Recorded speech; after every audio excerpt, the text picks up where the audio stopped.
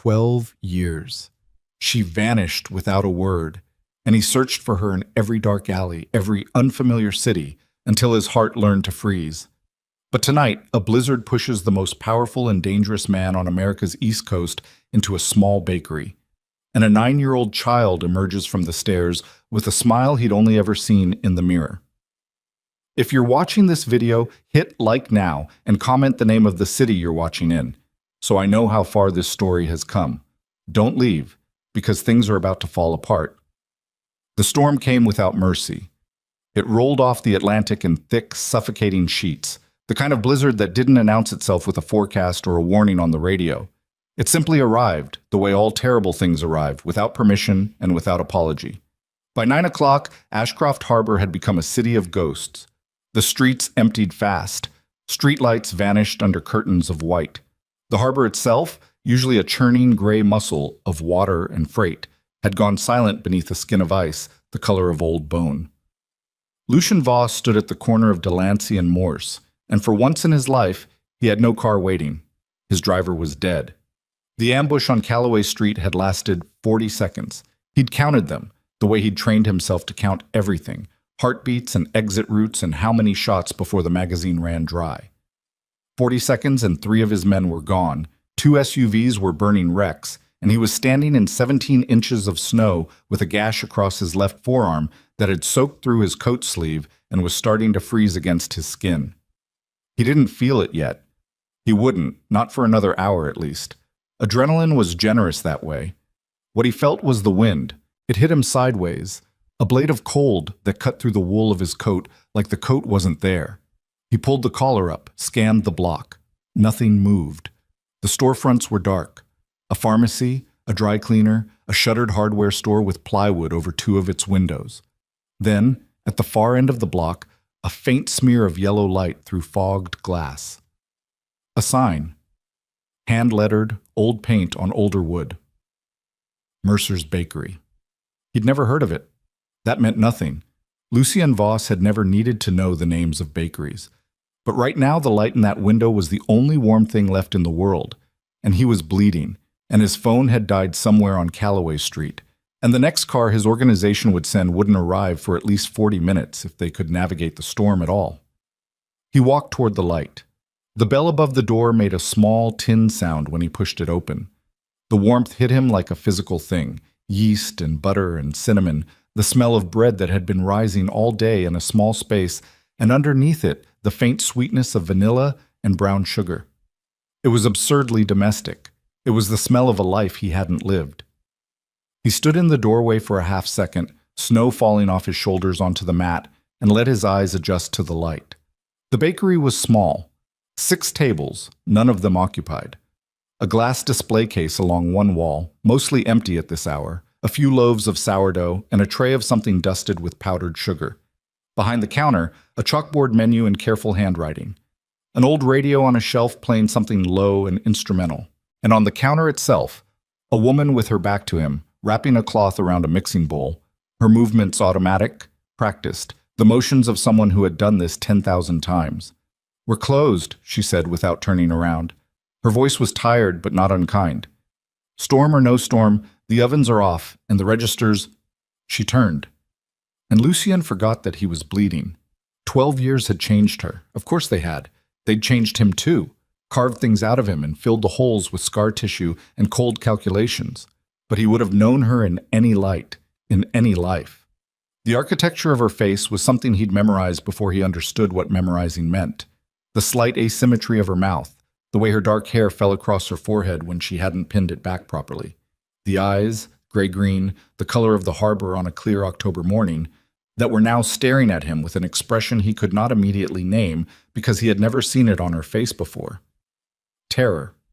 Not surprise. Not disbelief. Not even the complicated grief of 2 people confronting 12 years of silence. Terror. "Rosalie," he said. Her hand was still on the mixing bowl. Her knuckles went white. "You need to leave." Her voice had changed registers entirely, the tired friendliness stripped out of it, something flat and controlled taking its place. "Whatever you're here for, you need to leave right now."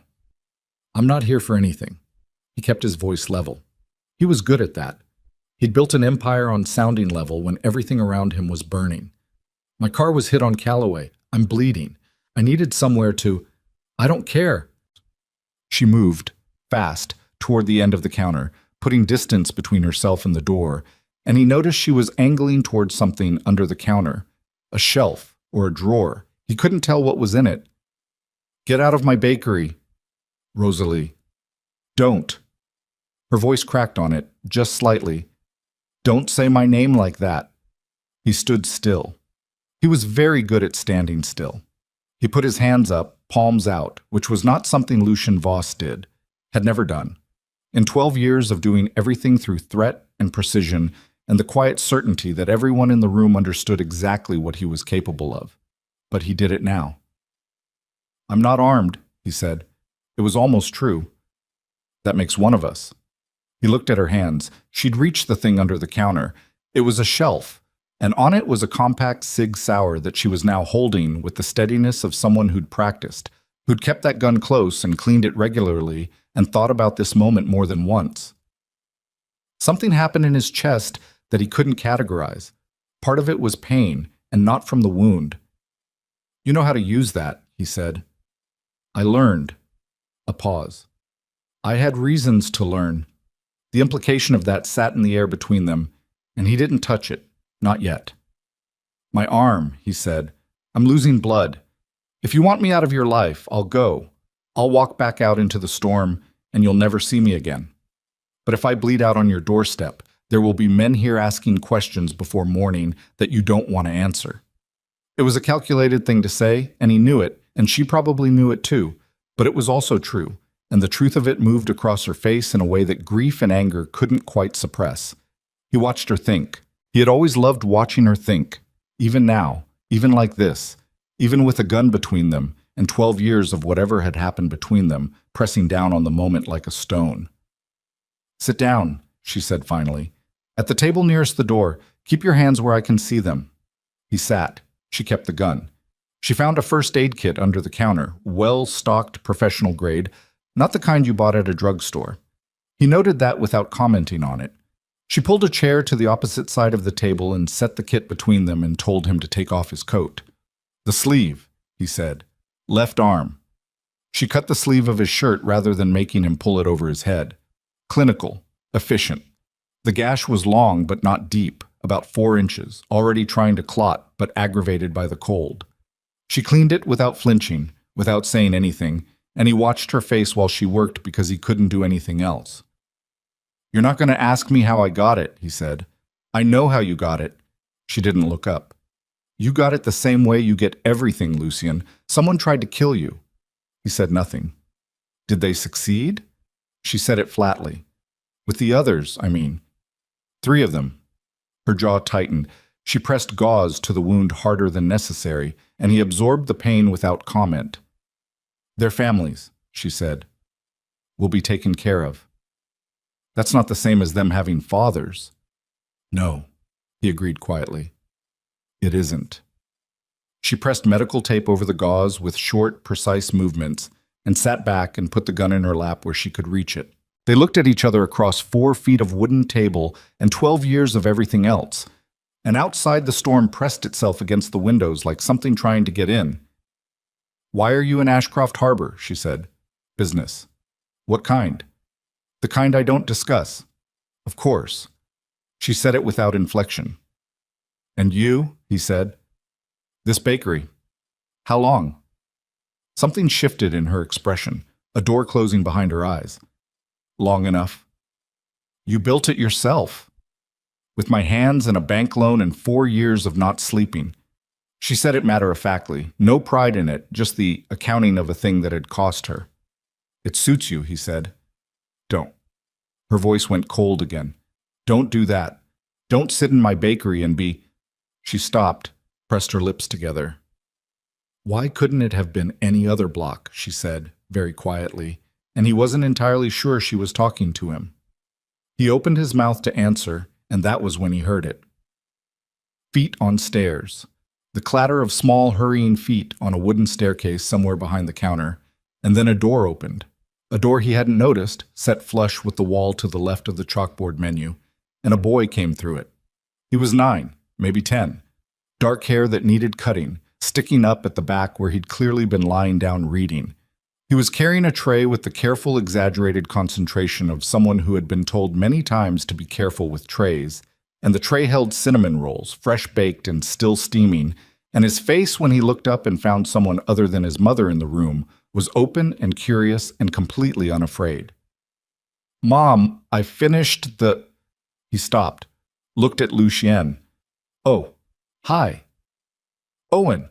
Rosalie was on her feet. She crossed the space between the table and the counter door in 3 steps, and Lucien watched the gun disappear into her apron pocket in the same motion, smooth and practiced, and she put herself between the boy and Lucien with a naturalness that made clear this was a position she'd thought about.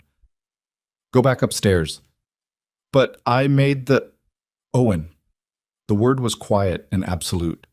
The boy looked at Lucien again over his mother's shoulder. Lucien looked back. He had a crescent-shaped birthmark below his left ear. Lucien had one in exactly the same place. His mother had pointed it out to him when he was small, traced it with her thumb the way mothers do, called it his little moon. He hadn't thought about it in 30 years. The boy was looking at him with dark gray eyes that were not his mother's gray-green, but a darker, flatter gray, the color of storm water, the color of Lucien's own eyes in every mirror he'd ever stood in front of. The world went very quiet. Rosalie was saying something, telling Owen to go upstairs, her voice controlled but with something underneath it now, something tectonic. And Owen was going, reluctantly, still looking at the stranger at the table with the open, unguarded curiosity of a child who hadn't yet learned that some strangers were looking back at you and calculating the entire history of the universe. The door closed. Rosalie turned around slowly. She didn't say anything. There was nothing to say. He could see it in her face, the resignation of someone who has been waiting for a specific moment for a very long time and is not surprised to find it finally arriving but is not prepared for it either, because no amount of waiting actually prepares you. Lucien's hands were flat on the table. He realized they were shaking. Lucien Voss, who had sat across from men who wanted him dead and never once let his hands shake, was sitting in a small bakery on Delancey Street with trembling hands and the wreckage of every calculation he'd ever made about his life collapsing somewhere behind his ribs. "How old?" he said. His voice came out wrong, stripped of the flatness he kept it in, rough and low and almost unrecognizable to himself. "Don't." "Rosalie, how old is he?" She said nothing. "The birthmark," he said. She closed her eyes. He watched her breathe, 3 slow breaths, counting something, steadying something. When she opened them, her face had gone to a place that was beyond either of them, somewhere practical and resolved and utterly exhausted. 9, she said. "He's 9 years old in March." The cinnamon rolls were still on the tray on the counter. Steam was still rising off them, faintly, into the warm bakery air. Outside, the blizzard threw itself against the glass. On the radio, the instrumental song ended, and nothing replaced it for a moment. Just static. Just the sound of a frequency searching for something to hold on to. Lucien looked at his hands. Put them flat on the table, fingers spread, the way you'd press them to a wound to stop the bleeding. 9 years old in March. He'd been looking for her for 3 years after she disappeared before he'd finally made himself stop. He'd told himself it was weakness, the looking. Told himself that men like him couldn't afford the debt of someone who had chosen to leave. He had built walls with that logic, careful walls, mortared with work and discipline and the systematic elimination of every person who'd ever tried to use his vulnerabilities against him. 9 years old in March. He'd had a son for 9 years and not known it, and the son was upstairs right now, probably setting down a tray of cinnamon rolls and picking up the book he'd been reading and not understanding what was unraveling 1 floor below him. "Why?" Lucien said. 1 syllable, but it held everything. Rosalie pulled out the chair across from him. She sat down. She put the gun on the table between them, not as a threat, just putting it down. She looked too tired to hold it anymore. "Because I was told you'd ordered my death," she said. "Because someone gave me documents, photographs, records. Because the man who delivered them was someone I trusted, someone who worked for you, someone who told me that you decided I was a liability and that I had 48 hours before your people came for me. She looked at him steadily across the table. Because I was 2 months pregnant and I ran. The silence between them had a texture now. He could feel it like pressure against his eardrums. Who? He said. She shook her head slightly. Does it matter now? It matters to me considerably. It won't change anything. Tell me anyway. She looked at the table. Her hands, he noticed, were not trembling. She had long since spent whatever trembling she had in her. He said his name was Reardon, she said. Your underboss at the time. Dark hair, scar through his left eyebrow. He came to my apartment at 3 a.m. with a folder and a number for a burner phone and instructions for how to disappear. Declan Reardon. He was dead. Had been dead for 6 years, killed in a dispute over port access that Lucian had never fully investigated because, at the time, it had seemed like internal friction, the ordinary bloodshed of men positioning themselves. He had a new picture of it now, the shape of it, the architecture of what Reardon had built and why. He told me, Lucian said carefully, that you'd taken money from a rival, that you'd given them information, that you'd chosen them over me and disappeared because you knew what I do to people who choose wrong. Her eyes came up to his. He showed me documents, Lucian said. I believed them. For about 6 months, I believed them. He let that land. Then I stopped believing them and I started looking for you. But you were gone. The radio crackled, found something. A low piano note, one sustained chord, then silence again. Owen doesn't know, she said. Obviously. He knows his father isn't... She stopped. He knows there are things I haven't told him. He's 9. He's a smart 9. He'll start asking harder questions soon, and I don't... Her voice caught on the edge of something, and she pulled it back. I don't know what I'm going to tell him. You're going to have to tell him the truth, Lucian said. The truth. She looked at him as though he'd said something in a foreign language. Lucien, the truth is that his father runs a criminal syndicate. The truth is that men tried to kill you tonight. The truth is that his father never knew he existed because someone spent 12 years separating us for reasons that probably have to do with money and power and have nothing to do with either one of us. She spread her hands on the table. Which part of that truth would you like me to start with? He didn't have an answer, which was not something he was accustomed to. He's going to find out, Lucian said after a moment. About me, about what I am. In this city, in my world. This is not your world. Her voice sharpened. This bakery, this street, this neighborhood. This is my world. I built it. Whatever you brought through that door tonight, whatever followed you to Calloway Street, it's not welcome here. He looked at her for a long moment, looked at the lines that time had put around her eyes and the set of her jaw and the gun on the table between them. And he thought about a woman who had run with nothing, pregnant, terrified, because someone had convinced her she was already dead. He thought about the bank loan, the 4 years of not sleeping, the first aid kit stocked like someone who'd thought about what it would mean if things went wrong. It may not matter what either of us wants, he said quietly. She frowned. 3 men knew I was going to Calloway Street tonight, he said. One of them set me up. The other 2 are dead. He looked at the window. The storm pressed white and opaque against the glass. Whoever sent those gunmen knows I survived. They'll be looking for me, and they're very good at finding things. Rosalie stared at him. What are you saying? I'm saying that by coming through that door, I may have already... He stopped. Let the silence complete the sentence. She was already rising from the chair, already moving toward the staircase door, already doing the calculation that he'd just handed her, working through the implications with the terrible efficiency of a woman who had spent 9 years preparing for a version of this moment. Owen, she said, not to Lucien, just the name, just the word, and the way she said it made something in his chest contract with a force that had nothing to do with the wound on his arm. She was halfway to the stairs when her phone buzzed on the counter. She stopped, looked at it. The screen showed a number she didn't recognize, a local prefix but no name attached. She looked at Lucien. He looked back. Don't answer it, he said. She answered it anyway. He watched the color drain from her face in the time it took for whoever was on the other end to say a single sentence. She lowered the phone slowly, set it face down on the counter. They know where I live, she said. She stood with the phone face down on the counter and her hand still on it, and she wasn't moving, and Lucienne was already up from the table. What did they say? Exactly. That I should enjoy the snow. Her voice was flat in the way that things go flat when the mechanism that produces emotion has simply shut off under load. That the boy was sleeping with his light on.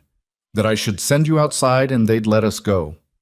Lucien crossed to the window beside the door and angled himself to look out without putting his silhouette against the glass. The street was white and featureless. Nothing moved. That meant nothing. He'd been in this business long enough to know that the people you couldn't see were the ones you needed to worry about. How many exits? He said. Front door, back door through the kitchen.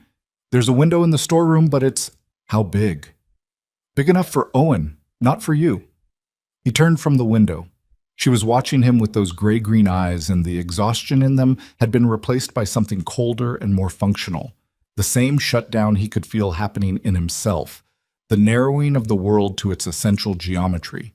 She'd reached for that gun in her apron pocket without thinking about it. He noticed. You've thought about this before, he said.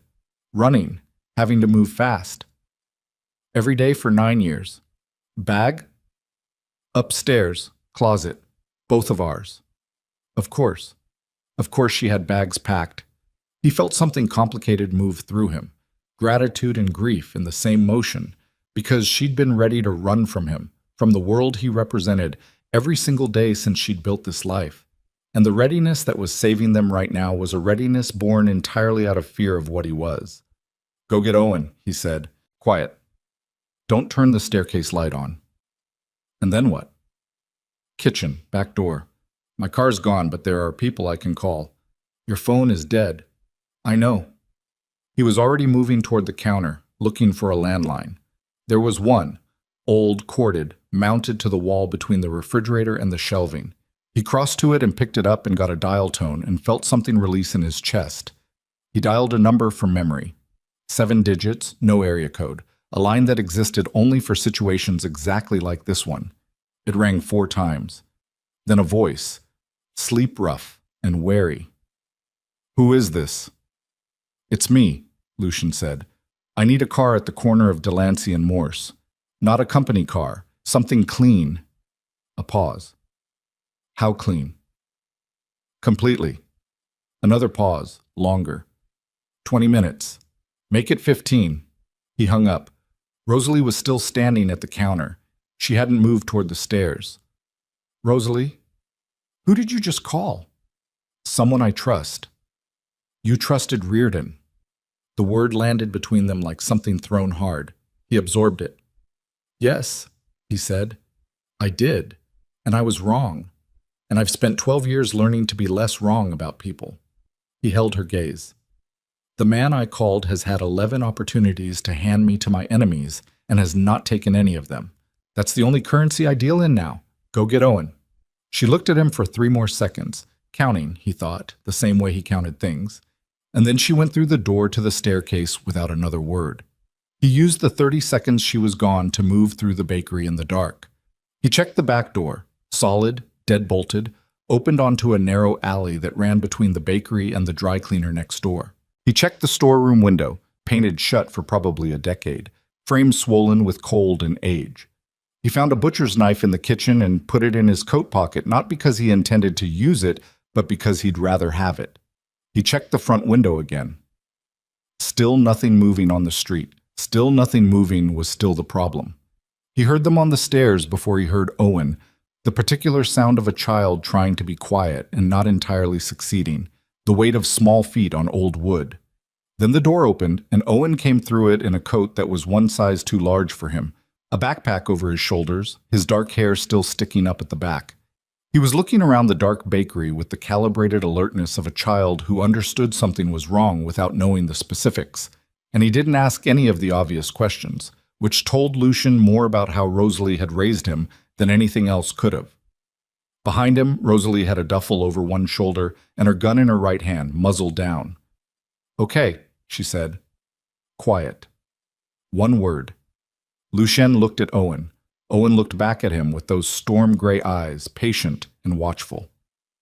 You remember me from before, Lucian said to him. Not a question.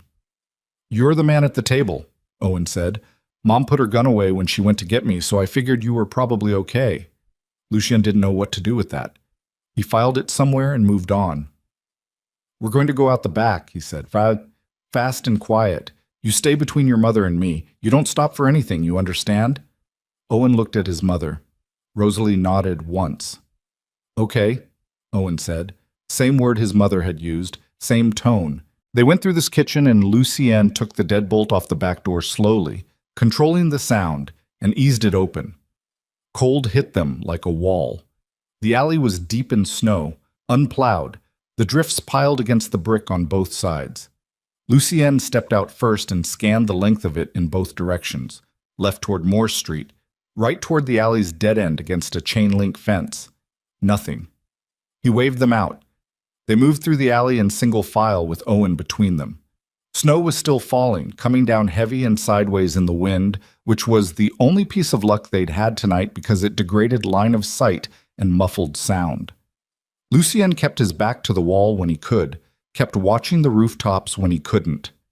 His arm had started to hurt in earnest now, the adrenaline metabolizing into something that felt like a poker held against the underside of his forearm, and he set the pain in a box and closed the lid. At the mouth of the alley, he stopped them with a raised hand. Moore Street. He looked both ways. A car was parked on the far side, dark blue sedan, engine running, visible in the exhaust that rose from the tailpipe into the cold air. Lucian watched it for 10 seconds. The driver's side window came down 3 inches, and a hand appeared, 2 fingers extended. He exhaled. That's our car. We're going to cross straight. Don't run. Just walk fast. Why not run? Owen said. Because running looks like fear, Lucian said, and fear invites attention. Owen processed this with the solemn seriousness of a child filing it away for later. Okay, he said. They crossed Moore Street. The driver, a compact man in his 50s named Carver, who had worked for Lucian for 11 years and who had the unremarkable face of someone designed specifically not to be remembered, unlocked the doors without being asked. Rosalie got in the back with Owen. Lucienne got in the front. Go, he said. Carver went. The sedan moved through the storm at a careful pace, steady and unhurried, the kind of driving that didn't attract attention. For 4 blocks, nobody said anything. Owen was looking out the window at the snow-buried streets with his chin in his hand. Rosalie was watching the rear window. Lucienne was watching the mirrors. At the 5th block, Carver said, There's a car. I see it. Dark SUV, 2 vehicles back, matching their speed exactly. Lucienne had already clocked it. Can you lose it in this weather? He said. I can try to lose it, Carver said carefully.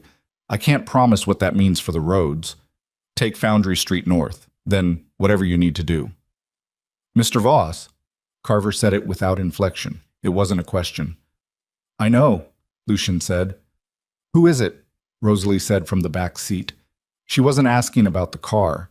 She was looking at the mirror above Owen's head, catching Lucian's eye in it. I don't know yet. Best guess. He thought about it.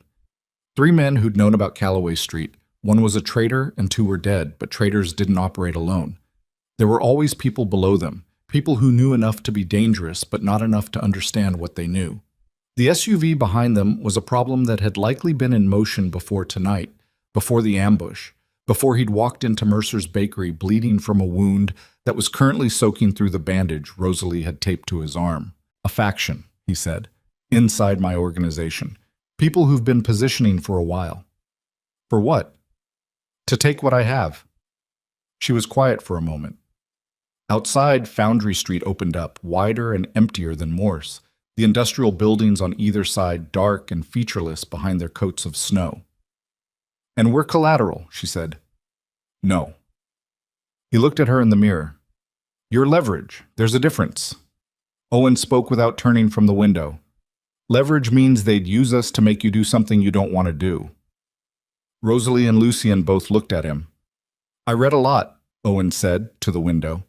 Carver made 2 fast turns, the rear of the sedan sliding slightly on the second one, controlled, recovered. The SUV was still there. One vehicle back now, the gap having closed during the turns. They're not even trying to be subtle, Carver said. They don't need to be, Lucy Yen said. They just need to keep eyes on us until they're ready. Ready for what? Rosalie said. Until we stop somewhere. Then we don't stop. We can't drive all night in a blizzard. Give me a better option. Lucy Cien pulled out the phone Carver kept in the center console, charged, clean, unregistered, and dialed. It rang twice before a woman answered, clipped and alert despite the hour. Yes. Nadia, I need the safe house on Crescent Wharf. A 3-second pause that told him she was already running calculations. It's being used. For what? Documents, for the Harmon transfer. Move the documents. I need the house. Lucien, I have the boy with me. He said it quietly, precisely, and let the silence after it do the work. Another pause, longer this time. I'll make some calls. Give me 10 minutes. He hung up. Rosalie was looking at him with an expression he hadn't seen before on her. It wasn't fear exactly, wasn't anger exactly. It was something more granular than either of those. The boy, she repeated. You told her about Owen. I told her I had leverage with me that needed protecting. You told her about my son. Rosalie, how many people are going to know about him by morning? He turned in the seat to look at her directly. Owen was still watching the window, his breath fogging the glass in small, regular clouds, but Lucien had the sense that the boy was hearing every word. The people I just called are the only people I'd trust with this, he said. If you want, I put the phone down and we handle this alone. But alone means 2 adults and a 9-year-old in a car in a blizzard with at least 1 vehicle following us and at least 1 more probably working toward an intercept. So tell me what you want to do. She pressed her lips together, looked out the rear window, looked back at him. I want you to tell me who set us up, she said. 12 years ago. All of it. I want to know the whole shape of it. Now? We're in a car. We're not getting out yet. Start talking. He turned to face front again. Carver took another turn. Lucien didn't track which street, just felt the direction and filed it. The SUV was still back there, keeping pace. Patient. Reardon, Lucien said. Your underboss. He came to you with documents. Yes. He came to me with different ones. Both sets were fabricated. I know that now because 2 years after you disappeared, I found the man who'd made them. A forger named Stellan Croft, who did work for 3 different organizations, and who, when I found him, was very motivated to tell me everything. Lucien paused. Watched a traffic light they ran on yellow. Reardon had contracted him twice, once for the documents he showed you, once for the ones he showed me, paid in cash. Croft didn't know what they were for. He just made what he was told to make. But Reardon is dead. Yes. So you can't ask him why. I know why, Lucien said. Power. It's always power. At the time I was consolidating, bringing 3 smaller operations under one structure. Reardon stood to either become the number 2 in something very large or lose his own independent operation entirely. If I had a liability, if you'd betrayed me to a competitor, I would have been distracted, grief-driven, potentially making errors.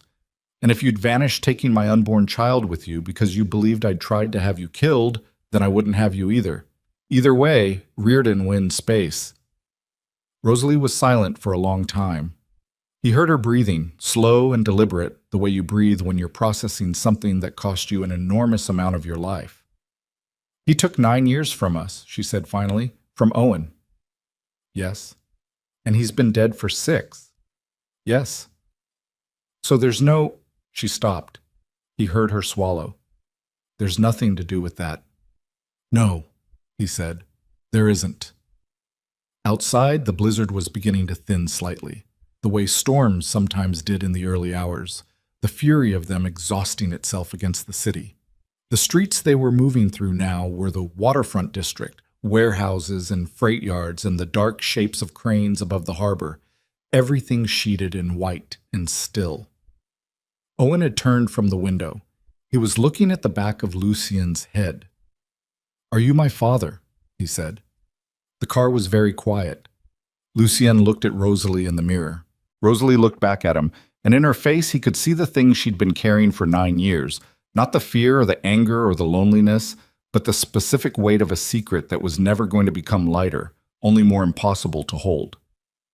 He turned in the seat.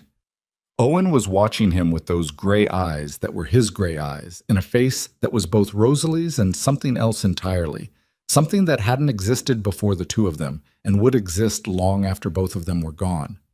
The boy's expression was careful, not frightened. Careful in the way that meant he'd been thinking about this question for longer than tonight and had decided now was when he was going to ask it. "Yes," Lucien said. Owen held his gaze for a moment. Then he nodded, once, and turned back to the window. Rosalie made a sound that wasn't quite a breath and wasn't quite a word. Lucien faced forward again. Carver's phone buzzed in the cup holder. A text, one word, an address. Crescent Wharf. Nadia had cleared the safe house. "We're 2 minutes out," Carver said. "Okay," Lucien said. They turned onto the wharf road. Old industrial buildings, the smell of the harbor underneath the cold, brine and rust, and the tar of old pilings. Carver pulled up to a building that had once been a fish processing warehouse and was now, externally, still a fish processing warehouse, because the best things to hide inside were the things nobody wanted to look at twice. Carver killed the lights. Lucien looked back at the road they'd come in on. Empty. Either they'd lost the SUV on the waterfront turns or it had pulled back to let them go to ground, which was its own kind of information and not comforting information. "Inside," Lucien said. "Fast." They went inside. Carver had a key. Always had a key, for reasons that said everything about how long Lucien had been planning for contingencies.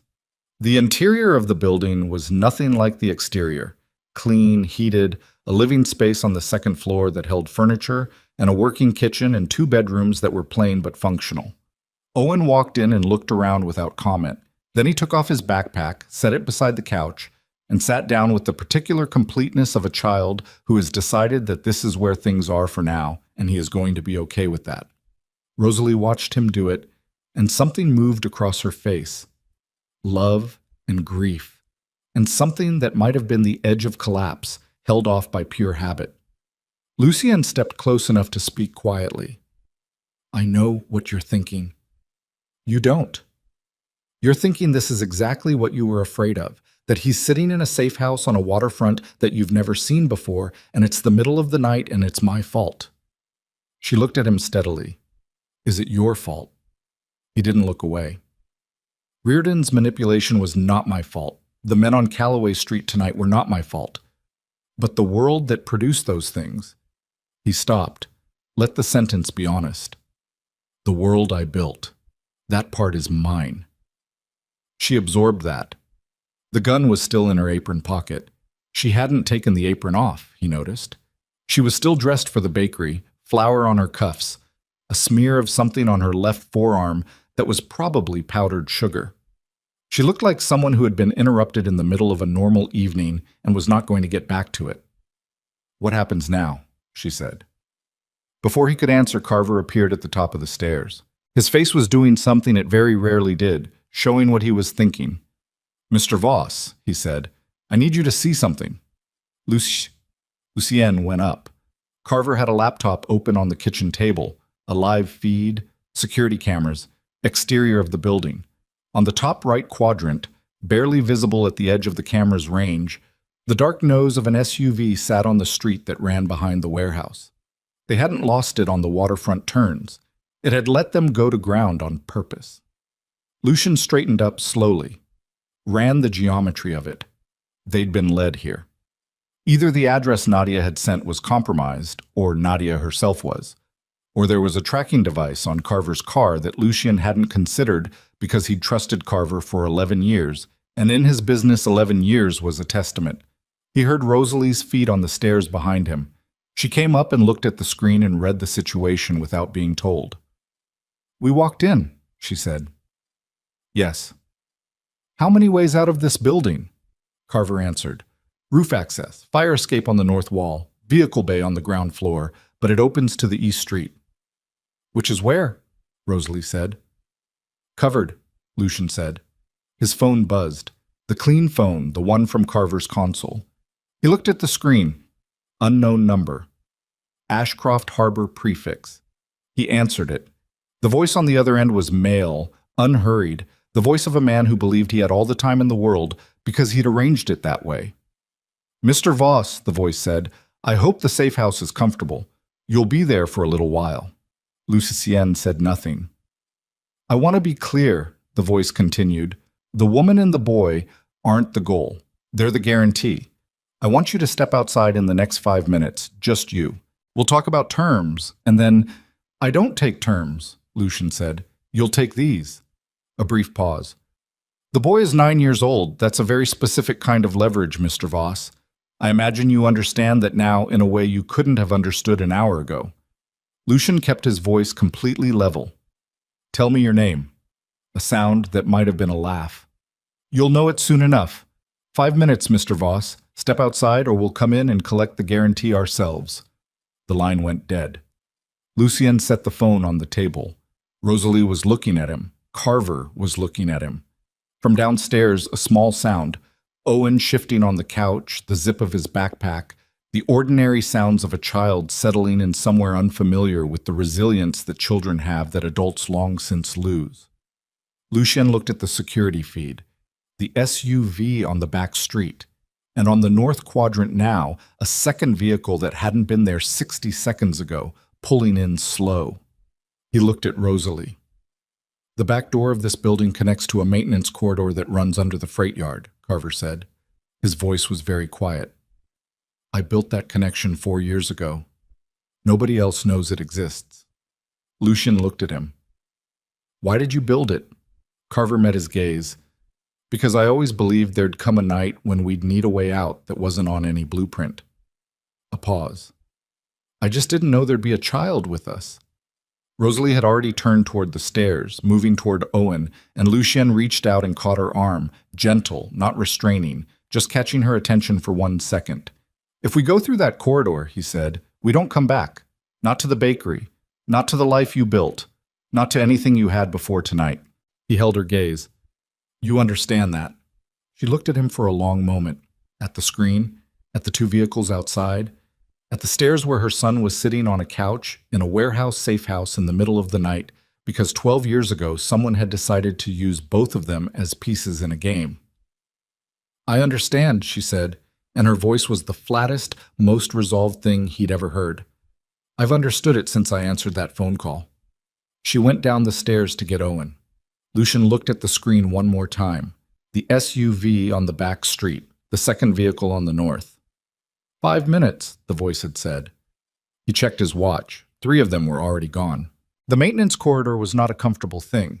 It ran beneath the freight yard in a straight line that felt longer than it was, roughly 4 feet wide and 6 feet high, concrete on 3 sides and old brick on the 4th, pipes running along the ceiling that dripped condensation in a slow, irregular rhythm onto the floor. The light came from a single strip of industrial LEDs that Carver had rigged years ago, powered off a junction box he'd tapped from the warehouse's main line.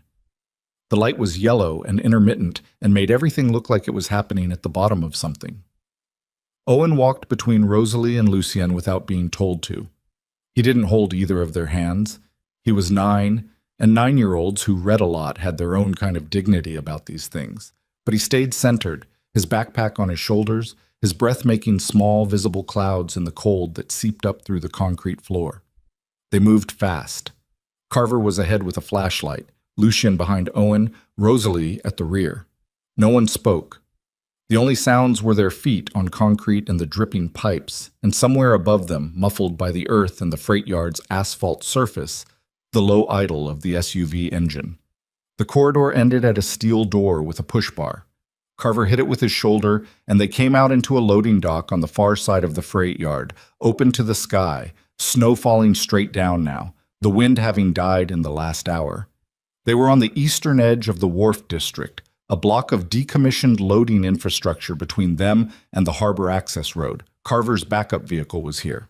A panel van, white, the kind that had been invisible on city streets since the invention of the panel van. He had it running in 45 seconds. They drove. Lucien sat in the passenger seat and said nothing for 3 blocks. Then, Nadia. Carver kept his eyes on the road. I've been thinking about that. The address she gave us was clean 4 months ago. I confirmed it myself. The only way they knew we were there is if someone told them where we were going. Lucien paused. Or if the car was tagged. I swept the car 2 days ago. Then it's Nadia. Carver was quiet for a moment. She's been with you for 7 years. Reardon was with me for 9. Another silence. Outside, the harbor road opened up ahead of them, a long straight shot with nothing on either side except the frozen water and the dark shapes of moored vessels under their coats of snow. Where are we going? Rosalie said from the back. Not hostile, just the practical question. Lucien had been working through the list of options and eliminating them one by one with the systematic bleakness of a man who understood exactly how far the rot had spread. Safe houses were compromised if Nadia had access to the network, which she did. She'd built half of it. Known allies were suspects until proven otherwise.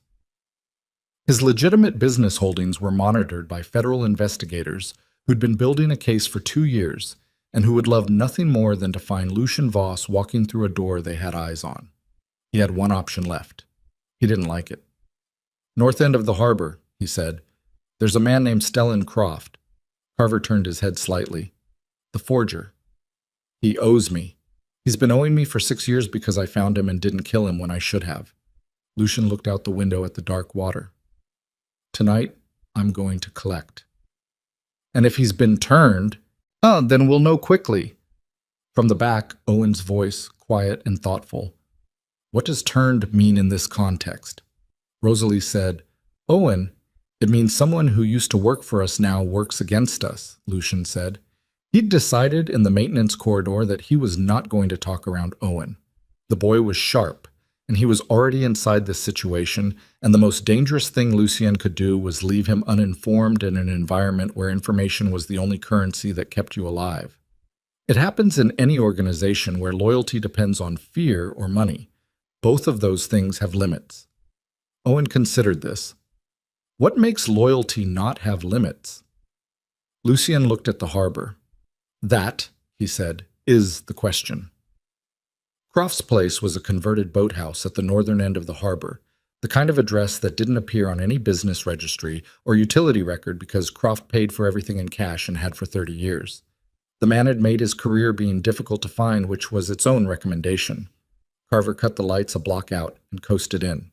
The boathouse was dark, but there was a faint glow at the single window that faced the water, a workbench light, the kind that stayed on all night because the person who worked there kept irregular hours. Wait here, Lucien said. Lucien, Rosalie said. I'll be 3 minutes. He went alone. The door to the boathouse wasn't locked. Croft had long since concluded that locks were an advertisement of something worth stealing. Lucien pushed it open and stepped into the smell of chemical solvent and old paper and the specific ozone tang of precision equipment running in a confined space. Stellan Croft was at his workbench. He was a small man, 60-something, with the pale, compressed look of someone who spent most of their life indoors under artificial light. He didn't turn around when the door opened. I wondered when you'd come, Croft said. Turn around. Croft turned on his stool. He looked at Lucien the way a man looks at a weather system he's been tracking for some time and has concluded is probably going to cause damage. You look terrible, he said. I need information. You need a doctor. After. The voice on the phone tonight, male, mid-50s, educated. Harbor prefix. Someone inside my organization with enough access to know about a safe house that only 4 people knew existed. Lucien stepped closer. Tell me who's been buying product from you in the last 6 months. Documents, credentials, anything in the category of disappearing or reappearing.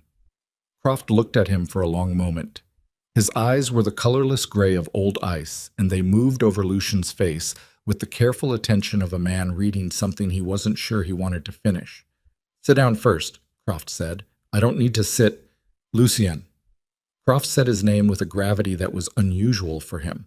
Croft was not a man given to gravity. He was a man given to economy. Sit down, because what I'm going to tell you is going to change the shape of things, and I'd rather you not be standing when it does. Lucien sat. Croft turned back to his workbench, opened a drawer, pulled out a folder, manila, nondescript, the kind of folder that could have held anything, and set it on the bench between them. 8 months ago, Croft said, a woman came to me. Said she needed operational credentials for a network restructure. New identities, clean financial instruments, documentation to move assets offshore in a way that wouldn't trigger any of your monitoring systems. He paused. She paid well. She knew exactly what she needed, and she knew exactly how your monitoring systems worked, which told me she'd been inside them for a long time. Lucian said nothing. I made what she asked for, Croft said. I make what people ask for, you know that. It's what I do. I don't ask why. He pushed the folder toward Lucian, but she left something behind by mistake. A contact card. Small thing. Probably fell out of her bag. He nodded at the folder. I kept it because I thought someday it might be worth keeping. Lucian opened the folder. Inside was a business card, simple, cream-colored, the kind of quality stock that cost money. On it, a name and a private number. Nadia Voss. He looked at it for a long time. His underboss, his operations director, the woman who had rebuilt his network after Reardon's death, who had designed half the safehouse grid, who knew the location of every asset and every liability in his organization because she had been the one person he'd decided to trust after learning what trust without verification had cost him the first time. 7 years. She had spent 7 years building his trust, and 8 months ago she had started selling his operation piece by piece to whoever was on the other end of tonight's phone call. The man she's working for, Lucian said. His voice was very quiet. Did she give you a name? No, but the financial instruments I made, the offshore structures, I built a tail into them, standard precaution. I like to know where my work ends up. Croft tapped the folder. The money moves through a shell company registered in the Caymans. The beneficial owner of that company, buried under 4 layers of nominee directors, he paused, is a man named Conrad Vale. Lucian went still. Conrad Vale had been the head of the Vale organization, the oldest crime family on the East Coast, predating Lucian's operation by 40 years. Had been. Past tense. Because 3 years ago, Conrad Vale had died of a cardiac event in his home in Westchester County, survived by his son Marcus and his longtime lieutenant, a man whose name Lucian had filed and noted and judged to be a middling threat at the time. Conrad Vale is dead, Lucian said. Conrad Vale is dead, Croft agreed. Marcus Vale is not. Lucian looked at the card in the folder, turned it over. On the back, in Nadia's handwriting, 2 words. M.V. confirmed. The shape of the thing assembled itself in his mind with the cold mechanical precision of a machine running a calculation it had been fed all the necessary inputs for. Marcus Vale, young, hungrier than his father, who had inherited an organization weakened by his father's conservatism and Lucian's expansion into Vale territory over the past decade. Who needed a strategic advantage, who had found one in Nadia Voss 7 years ago, had planted her, or turned her, at some point in the process of her coming to work for Lucian, had spent 7 years building her credibility and her access, and waiting for the right moment to use it. The voice on the phone. You'll know it soon enough. He wanted me to know, Lucien said, half to himself. He wanted you to come to ground somewhere contained, Croft said. The safe house was the destination. Whatever he had planned for there, he shrugged. Lucien stood, picked up the card, looked at Croft. You should leave tonight. Croft met his gaze steadily. I've been leaving places on short notice for 40 years, Lucian. I'll be fine. A beat. Will you? Lucian didn't answer that. He went back out into the snow. He was halfway to the van when his phone buzzed. The clean phone. He looked at the screen. Nadia. He answered it and said nothing. Lucien? Her voice was exactly what it always was. Controlled, precise, the tone of a woman who managed complex systems and did it without apparent effort. I know you're at Croft's. He stopped walking. I've known for about 10 minutes, she said. I'm not sending anyone. I want you to understand that. I'm giving you this window because I want to talk to you before this goes any further. He stood in the snow between the boathouse and the van. Behind the van's windshield, he could see Carver's silhouette, and in the back window, the dim shapes of Rosalie and Owen. Talk, he said. Marcus Vale is going to offer you terms, she said. Tomorrow morning, through intermediaries, there'll be a formal offer. He wants the harbor operations and the federal contacts. In exchange, you walk, you and the woman and the boy. Clean documents, new identities, enough money to live on. A pause. He doesn't want you dead, Lucien. Chien. Dead creates investigations and complications. He wants you gone. And you, Lucien said, what do you want? A longer pause this time. I want you to take the deal. He looked at the harbor. Ice at the edges, the dark open water beyond it. Somewhere out there, past the breakwater, the Atlantic that went all the way to somewhere else. 7 years, he said. Yes. You built this with me. I built this for a purpose. The purpose has arrived. Her voice was not cruel about it. That was the strange thing. It wasn't cruel. It was the tone of someone who had been carrying a weight for a very long time and was putting it down with both relief and something close to regret. Marcus approached me before I came to you. I was already his. I'm sorry that it was you, Lucien. I am genuinely sorry about that. Are you? Yes. The word landed like she meant it. Take the deal. Take the woman and the boy and go somewhere where nobody knows your name. You have a son. That's more than most men in your position ever get. He said nothing. The alternative, she said, and now her voice had gone back to professional, is that tonight continues. And tonight continuing means more vehicles and more men and a situation that gets very difficult to control very quickly. The boy, don't finish that sentence, he said. Silence. Tell Vale I'll have an answer by morning, Lucien said. He hung up. He stood in the snow for a moment, alone. The cold had reached the wound on his arm in a way that went past pain into something almost abstract, a pressure, a heat, the body's insistence on calling attention to something it was losing. He went back to the van and got in. Carver looked at him. Rosalie looked at him. He told them everything. Nadia, Vale, the 7 years, the offer. He said it plainly and without editorializing because they needed the information and he didn't have the energy to manage how they received it. When he finished, Rosalie was quiet for a moment. Then she said, "She gave you a window." "Yes." "Why?" "She says she's sorry." "Do you believe her?" He thought about it honestly. "I think she told herself a story for 7 years, and the story included that I was a man who'd built something through fear and manipulation, and therefore what she was doing to me was something other than a betrayal. I think she's been in that story so long that the genuine emotion and the calculated strategy are no longer separable, even to her." He paused. "So yes, and no." Owen said from the back, "What are you going to do?" Lucien turned to look at him. The boy was sitting with his backpack in his lap, both arms wrapped around it, and he was watching Lucien with those gray eyes that were patient in a way that made something ache behind Lucien's sternum. "I don't know yet," Lucien said.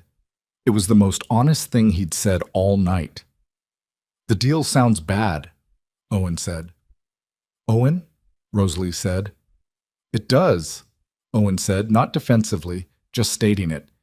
"They used Mom to control you tonight. If you take their deal and you go away somewhere, they can do it again. They know about us now. We're always the leverage." He paused, with the particular pause of a child who knows he said something true that the adults don't particularly want to hear. "Right?" Lucien looked at his son. "Right," he said. Carver started the van. "Where?" "Good question." Lucien ran the options again. Safe houses compromised, known allies suspect, federal presence on his legitimate properties. The clock on Nadia's window ticking down from whenever she'd decided to start it. An hour, maybe 2, before Marcus Vale decided the offer was being ignored, and the situation reverted to the previous mode. And underneath all of it, the thing he'd been avoiding looking at directly since Croft's boathouse, the thing that had been sitting in the back of his mind like a stone in a shoe. Nadia had been inside his network for 7 years, which meant the federal investigation that had been building against him for 2, the one he'd been managing carefully, feeding them just enough to keep them occupied, withdrawing whenever they got too close, had been fed. Specifically and deliberately fed, with information that would have been calibrated to bring them as close as possible to a case they could actually make. The federal investigation wasn't 2 years old, it was 7. And whatever they had, whatever Nadia had handed them, over 7 years of access to everything, it was not manageable. It was not something he could withdraw from carefully. It was a case file that probably had his name on every page in ink that didn't wash out. He was not just being squeezed by Marcus Vale. He was already finished. The empire, the structure he'd spent 15 years building, the network, the assets, the relationships, the carefully maintained balance between visibility and invisibility. It was already gone. Nadia had handed the pieces to 2 different predators and set them both in motion, and what Lucien was sitting inside right now was not a crisis he could manage his way out of. It was an aftermath. He just hadn't known it until tonight. He sat with that for a long moment, in the front seat of a panel van in a blizzard on a waterfront road, with his son in the back and the woman he had never stopped loving beside the boy. And he felt the structure of the thing he'd been for 15 years begin to come apart inside him.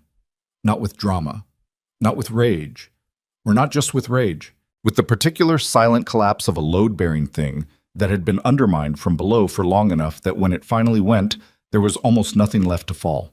Carver said again, "Where?" Lucien said, "The old mill on Harrow Point." Carver glanced at him. "That's Vial territory." "It was my territory before it was his," Lucien said, "and it's not on any list Nadia had access to because I never put it on any list." He paused. "It's where I went when I needed to think, when I was building all of this and needed somewhere that wasn't part of it yet." He felt Rosalie's eyes on the back of his head. "There's something else," Lucien said. He said it to Carver, but he said it loud enough for the back seat. "The federal case. Nadia's had access to everything for 7 years. Whatever they have—" He stopped. "It's enough. It's more than enough." The van moved through the waterfront, north toward Harrow Point, the harbor black and flat on their left. "So, the organization," Carver said carefully, "is done," Lucien said. "What we're protecting tonight is not the organization. The organization is finished. What we're protecting is—" He stopped. From the back, Owen said it for him. "Us." The mill at Harrow Point was a flour mill, abandoned for 20 years, a massive industrial structure of brick and iron that sat on the water's edge where the harbor curved north. It had its own small dock, its own freight road, its own particular darkness that had nothing to do with the hour. Carver pulled the van inside through the vehicle bay. They got out into cold so dense it had a smell to it, dust and old grain, and the iron of the machinery that stood in the dark around them. Silos, catwalks, conveyor structures, the enormous cylindrical millstones that hadn't turned in 2 decades. Rosalie looked around. Owen looked up at the ceiling, 20 feet above them, where the catwalks crossed and recrossed in a geometry that was almost beautiful in its industrial purposefulness. Carver had a flashlight. He found the fuse box and got the emergency lighting running, a series of bare bulbs on cage mounts that lit the space in a dim orange-amber glow. Lucien was standing in the center of the floor with his phone in his hand. Croft's information. Nadia's call. The shape of Marcus Vale's operation and how long it had been running. He had one move left. One thing that wasn't a retreat, wasn't a deal, wasn't disappearing to somewhere with clean documents and enough money to pretend. He looked at Rosalie. "I need to tell you something," he said, "and I need you to tell me whether you think it's the right thing or the wrong thing, because I've lost the ability to tell the difference from inside." She looked at him steadily, waiting. He said, "There's a federal agent. His name is Harmon. He's been building a case against me for what he believes is 2 years but is actually 7, and whatever he has it's everything, Rosalie. It's enough to end this. Not just me, Vial, Nadia, the whole structure of what's been operating on this harbor for 15 years. He paused. "I have his private line. I've had it for 2 years, for reasons that are complicated." He held up the phone. "If I call him, if I give him Vale and Nadia and everything that goes with that, it ends. All of it. Vial loses the leverage. Nadia loses the protection. The case against me—" He stopped. "You'd be part of the case?" Rosalie said. "Yes." "What does that mean?" It means I'd be handing him the evidence that destroys my organization. It means I'd be a witness. It means whatever deal I could make from that position is... He looked at her. Not nothing, but not clean. She was quiet. I'm not asking you to... He started. You said you wanted to know if it was right or wrong, she said. I'm thinking. Owen had sat down on a crate near the vehicle bay. His backpack was in his lap again, both arms around it. He was watching his father with those gray eyes that had been patient since the bakery, and were still patient now, still waiting, still doing the careful arithmetic of a child who understood more than anyone had given him information to understand, but was doing it anyway. It's right, Rosalie said. She said it quietly and without drama. It's right. And it's probably the only right thing that's been available to you all night, and you already know it, or you wouldn't be asking. He looked at her, at the flowers still on her cuffs, at the gun in her apron pocket. He looked at Owen on his crate. He dialed Harmon. It rang twice. Then a voice, wary and awake despite the hour. Federal agents building 7-year cases did not sleep easily. Who is this? My name is Lucien Voss, he said. I have information on the Vile organization, on an internal operative named Nadia Voss, and on a series of financial instruments that were designed to move assets offshore in a way that implicates 7 separate entities currently under federal monitoring. He paused. I'm at Harrow Point Mill on the North Harbor Road. I'll be here for the next 2 hours. After that, I'm going to need to move. Another pause. You should bring everything you have. Tonight is the only night this conversation... Harmon arrived in 19 minutes. Lucien had expected 30, maybe 40. Federal agents moving through a blizzard on a tip from a man they'd spent 2 years trying to indict did not typically hurry. But Harmon came fast, which meant he'd either been closer than he should have been, or he'd been waiting for exactly this call longer than Lucien had understood. 3 vehicles. No sirens, no lights. They came in dark, which was professional, which told Lucien something about the kind of agent Harmon was. They pulled into the mill's vehicle bay in a tight formation, and men came out in tactical gear, weapons up, sweeping the space with the controlled aggression of people who'd been told this was a hostile environment and were treating it accordingly. Harmon himself was last out of the second vehicle. He was taller than Lucien had imagined from 2 years of indirect intelligence, mid-50s, lean, the kind of lean that came from not eating enough rather than from exercise, with a face that had the compressed quality of someone who had spent years being angry about something specific. He wore a vest over his coat and carried nothing in his hands, which was its own statement. He looked at Lucien across the mill floor, looked at Rosalie and Owen near the crate, looked at Carver standing by the van with his hands visible. Mr. Voss, he said. His voice was flat and factual.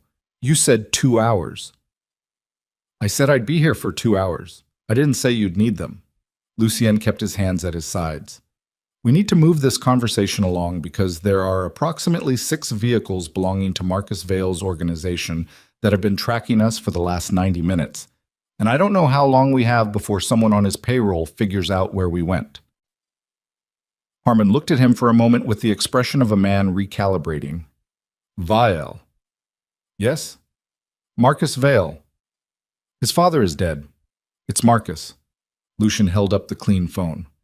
I have documentation, financial instruments, shell company registrations, a 7-year operational timeline that will tell you why your case against me has always been better sourced than it should have been. He paused. Because it was being fed to you, deliberately, by a woman named Nadia Voss, who has been working as my operations director and Marcus Vale's intelligence asset simultaneously for 7 years. Something moved in Harmon's face. Not surprise exactly, but the specific expression of a man who has suspected something for a long time and is now watching the confirmation arrive. He turned to one of his agents and said something low that Lucien didn't catch. The boy, Harmon said, turning back, looking at Owen. My son, Lucien said. The words still felt new in his mouth. He's not part of this conversation. He's here. He had nowhere else to be. That's on the list of things Marcus Vale is responsible for. Lucien took a breath. Agent Harmon. I'm prepared to give you everything.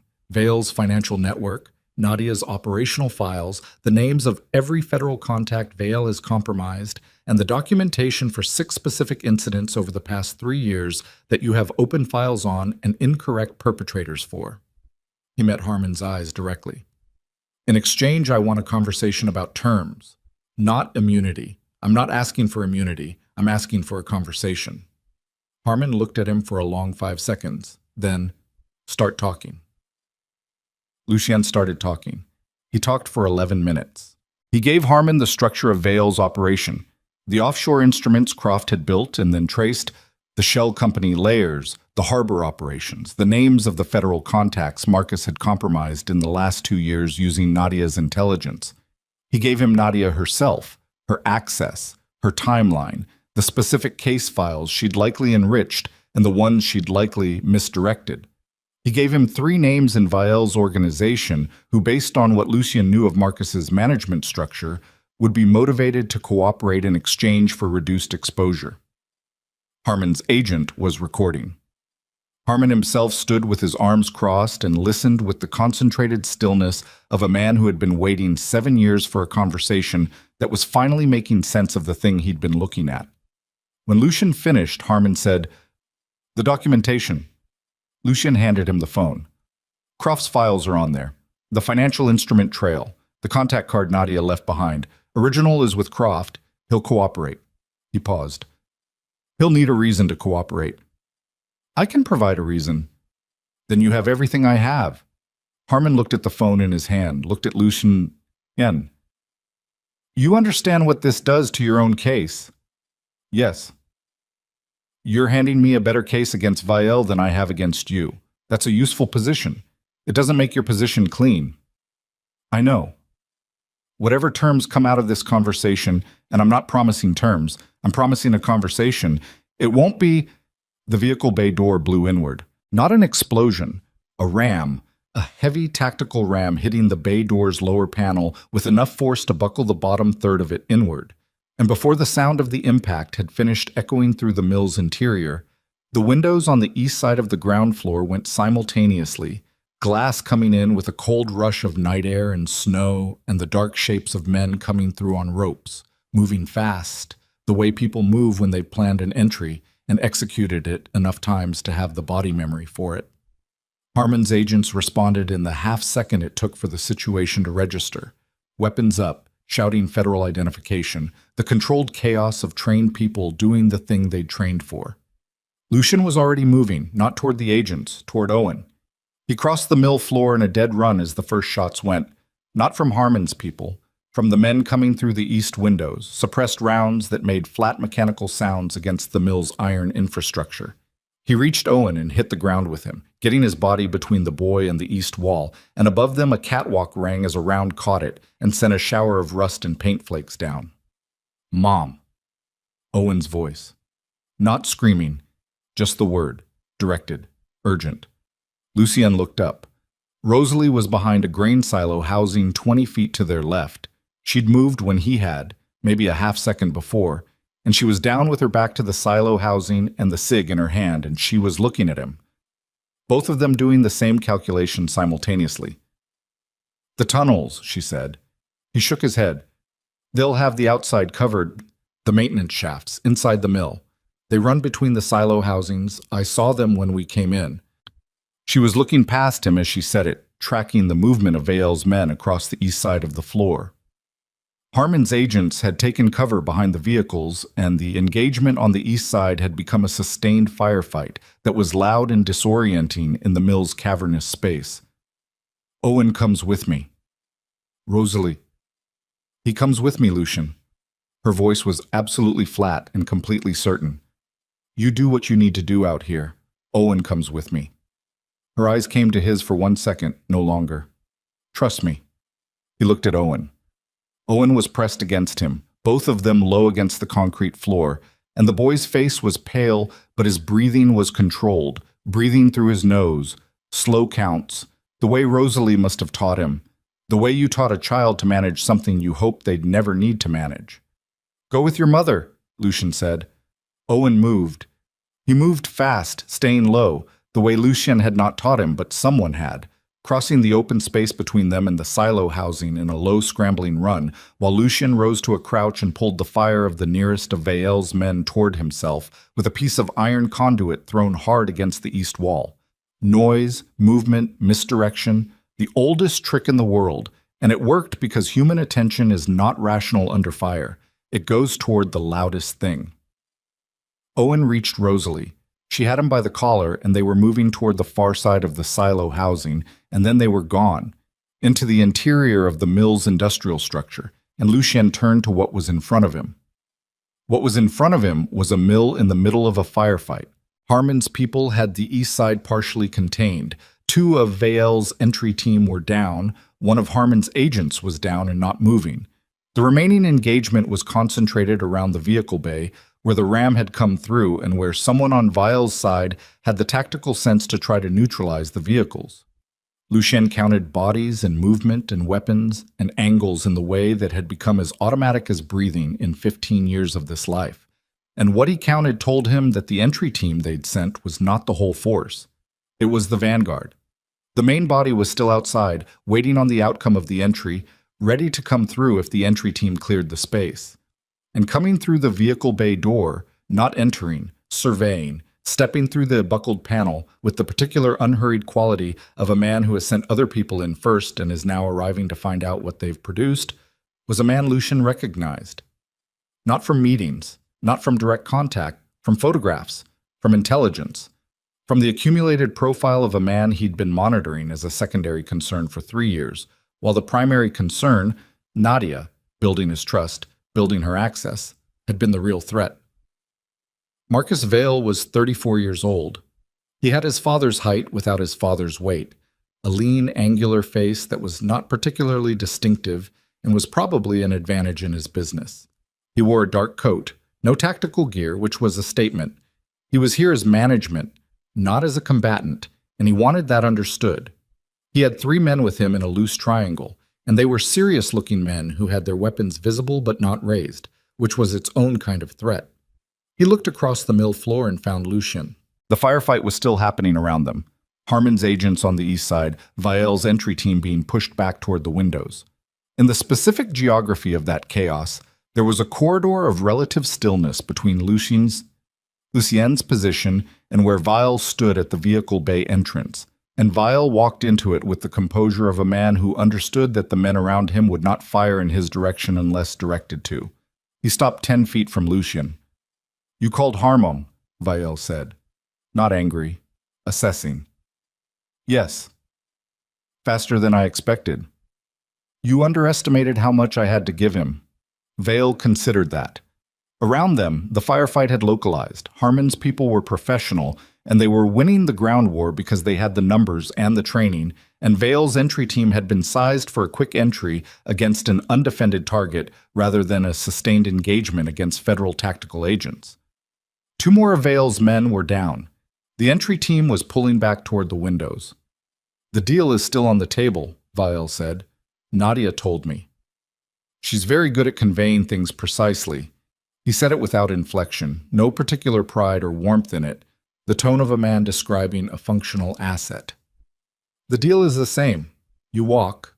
The woman and the boy walk. You give me the harbor operations and the federal network, and you become someone else somewhere else." "The federal network you already have," Lucien said. "Nadia's been feeding it to you for 7 years." "Not all of it. There are compartments she couldn't access. You kept some things separate. Smart." Vael's eyes moved briefly around the mill interior before returning to Lucien. "I want the whole thing, clean." "And Harmon already has more than he needs to close his case. He doesn't need your cooperation, and you know it. You're not valuable to him as a witness, Voss. You're valuable to him as a defendant with good documentation." Vael tilted his head slightly. "I'm the better deal. I'm offering you a life." Lucien looked at him. At the composed certainty in his face, the confidence of a man who had been playing this particular game for 7 years and had, from his perspective, been winning it. "Where's Nadia?" Lucien said. "Nearby." "Call her in." Vael looked at him with mild curiosity. "Why?" "Because I want her in the room for whatever happens next." A pause. Then Vale made a small gesture to one of his three men who spoke into an earpiece. 30 seconds later, Nadia Vos came through the vehicle bay door. She looked exactly the same as she always looked, put together, precise, the kind of woman who appeared unruffled in situations that were definitionally ruffling because she had decided long ago that composure was the most powerful thing she owned. She was in a coat that still had snowflakes on the shoulders. She looked at Lucien, and what moved in her face was complex enough that he couldn't reduce it to a single thing. "Lucien," she said. 7 years, he said. "I want to understand one thing. Not the why. I understand the why. The how." He kept his voice level. "There were 3 moments in the last 7 years where I almost trusted you with something that would have let you end this faster. The Callaway asset, the Morse Safehouse network, the Harmon intercept. You held back on all 3. He looked at her steadily. "Why?" She met his gaze. "Because ending it faster wasn't the goal. Building something that would hold was the goal. Marcus needed infrastructure, not just information. I was building him something that would function after you were gone." A pause. "And because you were—" She stopped. "Say it." "Because you were worth the longer game," she said quietly. "You built something real, Lucien. It deserved to be taken over properly, not picked apart." The compliment was so intertwined with the betrayal that he couldn't separate them. He'd known that would be the case. He'd wanted to hear it anyway. "Okay," he said. He reached into his coat pocket. Both of Vael's flanking men raised their weapons. Lucien moved slowly, deliberately, and drew out not a weapon but the second phone, the one he'd had on him since they left the bakery, the personal phone, the one that had died on Callaway Street and that Carver had put on a portable charger in the van while they were at the mill. He held it up, screen facing Vael. Vael looked at it. His composure held, but something behind it shifted. An adjustment, a recalculation. "That's been recording," Vael said. "Since before your team came through the door," Lucien said. "Audio and GPS, uploading to a server that Nadia doesn't have the address for and has never had the address for because I built it before she came to work for me." He looked at the phone and then at Vael. "Everything you just said. Everything she just said. The confirmation of her access and your direction of her over a 7-year period. The explicit statement about federal network acquisition." He paused. "Harmon." He said it to the room. Harmon stepped out from behind the second vehicle. He had his own recorder in his hand, and the expression of a man who had just watched something he'd been building toward for a very long time arrive precisely. Vael looked at Harmon, looked at Lucien. And in that look, in the specific quality of the recalculation happening in real time behind his composed face, Lucien saw the thing that Marcus Vail's father had probably seen in him and had perhaps worried about, that the composure was not depth. It was surface. And under the surface, when the surface was breached, what was there was not the cold stone of genuine capability, but something younger and more brittle than it had appeared. "You won't," Vail started. And that was when the east wall of the mill came apart. Not the windows, not entry points. The wall itself, a section of old brick approximately 15 feet wide and 12 feet high that had been, unbeknownst to anyone currently in the building, structurally compromised by the vibration of the sustained firefight against infrastructure that had been standing for 100 years and had not been structurally inspected in 20. The brick came down in a roar that swallowed every other sound in the mill, stone and dust and the shriek of iron supports losing their anchor, a section of catwalk tearing free above and swinging in a long descending arc across the east side of the space. Everyone moved. It was not tactical. It was the animal response to a very large thing falling. Vail's 3 men scattered toward the vehicle bay. Nadia went down, not hit, just floored by the concussive wave of displaced air and dust. Harmon's agents had been behind the vehicles, and the vehicles were still standing. Lucien hit the ground on instinct and covered his head, and the dust came over him like a wave, thick and choking, flour dust from 20 years of grain residue in the walls and floor, rising in a cloud that turned the amber emergency lighting into something diffuse and blinding and white. He was on his feet in 3 seconds. The mill was a different space now. The east wall a pile of rubble that extended 10 feet into the interior. The catwalk above it hanging from one end like a broken arm. The windows through which Vael's entry team had come now simply absent, open to the night and the snow that was already beginning to sift in through the breach. He couldn't see Vael. He couldn't see Nadia. He couldn't see Harmon. What he could see, through the flower-white air, was the interior of the mill's silo housing, the section that Rosalie had moved Owen into, and coming from somewhere in that structure, from one of the maintenance shafts she'd identified, a sound that resolved itself as he listened from the ambient chaos of the collapsed wall into something specific. A child's voice. Owen's voice, not screaming, but raised, saying something he couldn't hear clearly, and then Rosalie's voice cutting under it sharp and short, and then another voice. Male. Unfamiliar. Someone had found them in the maintenance shafts. Lucienne moved toward the silo housing. The flower cloud was thinning unevenly as the cold air from the breached wall pulled it toward the opening, and in the amber light the shapes of the mill's interior resolved around him. Iron pillars, conveyor frames, the enormous silent millstones, the grain elevator shaft that ran from the ground floor to the ceiling 40 feet above. He was breathing through his sleeve because the flower dust was thick enough to choke on, and his arm had gone past pain into a kind of white noise that he was filtering out. The way you filtered out everything that wasn't immediately relevant to not dying. He found the maintenance shaft access point on the far side of the first silo housing, a steel-framed opening in the brick originally designed for equipment access, large enough for a person to move through at a crouch. A flashlight beam was moving inside it, the shadows it cast lurching as whoever held it moved through the interior. He went in. The shaft ran between the silo housings in a space that was not designed for human movement. Head clearance maybe 5 feet. Walls close enough on either side that his shoulders brushed both simultaneously. The flashlight ahead of him. He moved toward it. He came around the curve of the second silo housing and found them.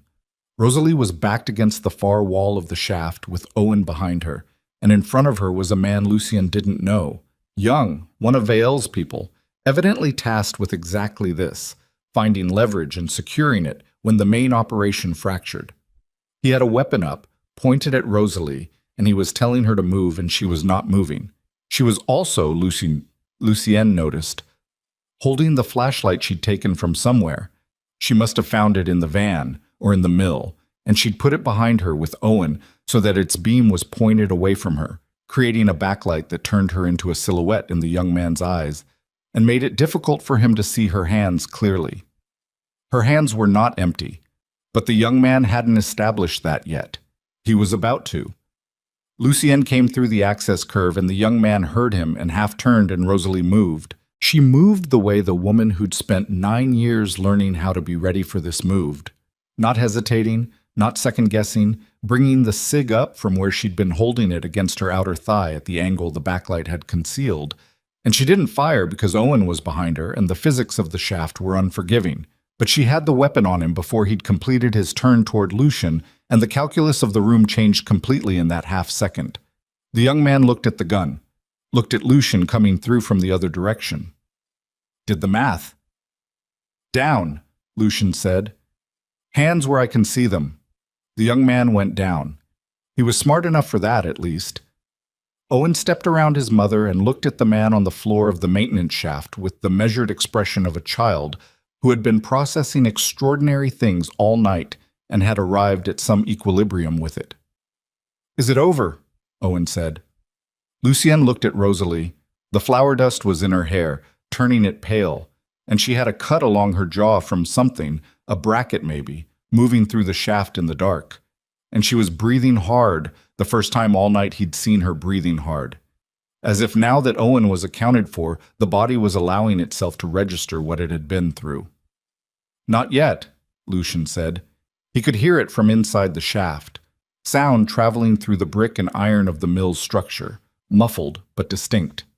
Shouting, the sound of Harmon's agents moving. And underneath it, somewhere toward the vehicle bay, a voice giving orders. Vael. Still upright, still in the mill. And in Lucien's coat pocket, the personal phone. Still recording, still uploading, screen cracked now from when he'd hit the floor, But the indicator light's still green, still transmitting, because he'd built the server before Nadia came to work for him, and had never told anyone about it, and it was the one thing in his entire operation that was genuinely clean. He looked at the man on the floor of the shaft. "You're going to stay here," Lucian said. "You're going to keep your hands where they are, and you're going to wait. Agents are going to find you, and when they do, you're going to tell them exactly where you came from and who sent you, because the alternative is that I come back in here and the conversation is different." He crouched down to the man's eye line. "Do you understand?" The man nodded. Lucien stood, looked at Rosalie. "There's a way out through the north housing, runs to the dockside exterior. Get Owen there and wait. Don't go outside until you see federal vehicles on the dock road." "And you?" she said. "I have to go back in." "Lucien, Vial is still in there," he said it simply. "And I have something he needs." She looked at him for a moment that held everything. 12 years and one night, and a flour-dusted maintenance shaft, and a man on the floor, and a boy with gray eyes standing between them. "Don't get killed," she said. It was the most honest thing either of them had said all night, stripped of everything except what it actually was. He went back through the shaft. The mill was a different geography now. The breach in the east wall had changed the air pressure and the light quality, and the flour cloud had thinned enough that visibility was 15, 20 feet. Harmon's agents were visible on the far side, moving in coordinated pairs through the rubble of the collapsed section. 3 of them. The others, he counted, were at the vehicle bay, which meant the entry team had been fully contained. Vale was at the base of the grain elevator shaft. He'd found it the way a man finds things in a crisis, by moving toward the center of the structure, toward the tallest point, which was the elevator shaft that ran to the catwalk level and gave a view of the whole floor. He had one of his flanking men still with him. The other 2 were gone, down, or fled through the breach. Nadia was with him. She was standing slightly behind him, and she was looking not at Vale, but at the mill floor, scanning, and when her eyes found Lucien moving through the clearing dust, they stopped. Something passed through her expression, relief, he thought, which was complicated. He filed it. Vale saw him at the same moment. "Mr. Voss," Vale said. Composure reassembled, the surface restored. He was very good at the surface. The wall was unfortunate. The wall was a 100-year-old building that you put 6 men with automatic weapons into, Lucien said. He kept moving as he talked, closing the distance between them in a slow, steady diagonal that he calculated as he walked. The wall did what walls do. The recording on your phone. Already uploaded. Vale's jaw tightened slightly. To Harmon. To a server. Harmon gets it when I choose to give it to him. Lucien stopped. He was 8 feet from Vale now. The flanking man still had his weapon up, and it was pointed at Lucien, and Lucien was paying attention to that weapon the way you paid attention to a thing that could end the night immediately and badly. "But here's what I'm going to do," Lucien said. "I'm going to walk you out of this building, you and Nadia. I'm going to walk you to Harmon, and you're going to talk to him. And in that conversation, you're going to tell him everything. Not what I've already given him, the rest of it, the parts I don't know, the 7 years of it.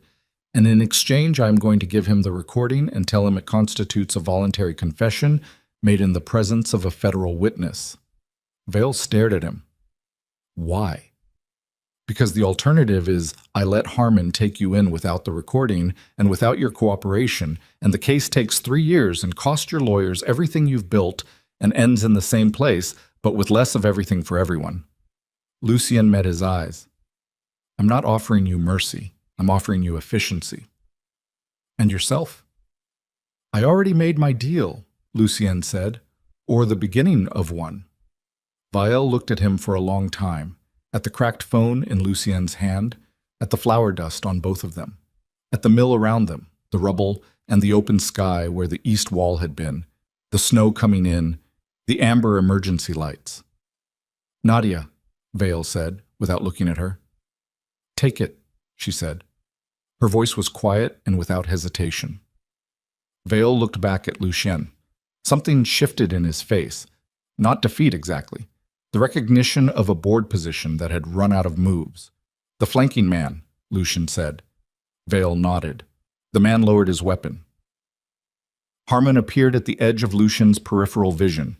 He'd been moving in, patient, professional, closing the distance while Lucian held the conversation, which was either good tactical sense or the instinct of a man who'd been doing this long enough to know when to let something play out. "Agent Harmon," Lucian said without turning. "Mr. Vale has something to tell you." He finally turned to look at Harmon directly. "And I have a recording to transfer." Harmon looked at Vale, at Nadia, at Lucienne. "Start with the recording," Harmon said. Lucienne held up the phone.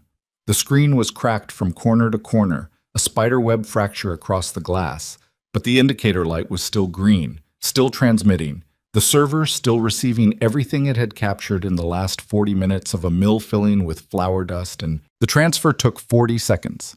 Lucienne held the cracked phone out, and Harmon's agent ran a cable to a federal device, and the recording moved from the server, the one Lucian had built before Nadia, before the 7 years, in a period when he'd still believed that the most important thing a man in his position could build was an exit to federal custody. And when the transfer completed, the indicator light on the phone went from green to dark, and something in Lucienne went with it. Not relief. He hadn't expected relief. More like the feeling of a door closing on a room he'd lived in for 15 years. The sound it made on the way shut. Harmon's agents took Vale without drama. The man who had spent 7 years building toward this night went with them in handcuffs that he looked at with the expression of someone examining an unfamiliar object. Not humiliated, not broken, just adjusting to a new variable. His composure held until they walked him through the breach in the east wall, and the snow hit him.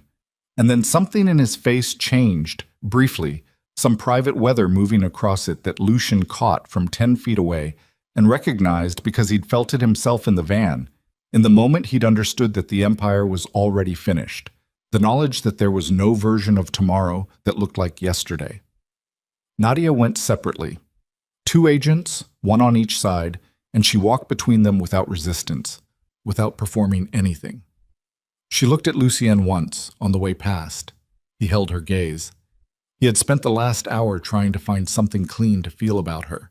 Anger, betrayal, the cold satisfaction of watching a threat neutralized, and what he'd found instead was something messier and less useful. She had built something with him and against him simultaneously for 7 years, and whatever story she told herself to make that possible, some part of it had been genuine.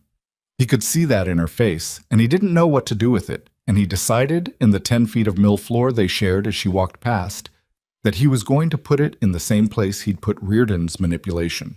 Somewhere in the accounting of what this life had cost. Not forgiven, not forgotten, but filed away from the place where it could keep doing damage. She looked away first. They walked her out. Harmon stood beside Lucienne for a moment in the mill's ruined interior. Snow was coming through the breach now in earnest, settling on the rubble and on the old millstones and on the catwalk that hung broken above them.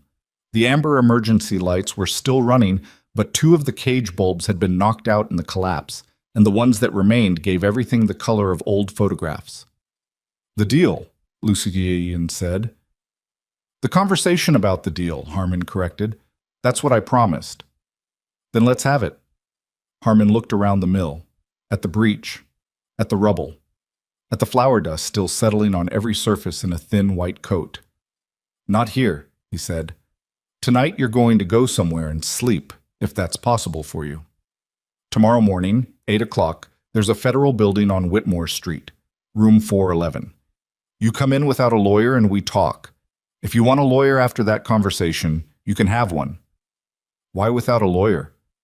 "Because lawyers make conversations into negotiations, and I want a conversation first." Harmon looked at him directly. "You gave me 7 years of Nadia Voss and the entire financial architecture of Marcus Vale's operation, and a recorded confession that my prosecutors are going to describe as a gift. That has weight. It doesn't make you clean. Nothing makes you clean, but it has weight, and I know how to put weight on a scale." A pause. 8 o'clock, room 411. Lucienne nodded. "The woman and the boy," Harmon said. "They're not part of this." "The boy is your son." "Yes." "That's a matter of public record once proceedings start." "I know." Harmon looked at him for a moment with the expression of a man doing a private calculation about something that wasn't entirely professional. You should go find them, he said. Lucien went to find them. The north housing maintenance shaft led out through a freight access door onto the dock side of the mill, a concrete platform above the water where, in another era, they'd loaded sacked flour onto vessels that no longer existed. The door was open. Rosalie had found the exterior latch and left it open, which he took as a signal, and he came out into the cold and the snow and the dark harbor beyond the dock's edge, and they were there. Owen was sitting on a mooring post at the edge of the dock with his feet hanging over the water, which was a very specific kind of 9-year-old confidence in one's own center of gravity. He had his backpack in his lap, and he was looking at the harbor with the absorbed expression of a child who has decided that the thing in front of him is interesting enough to deserve full attention.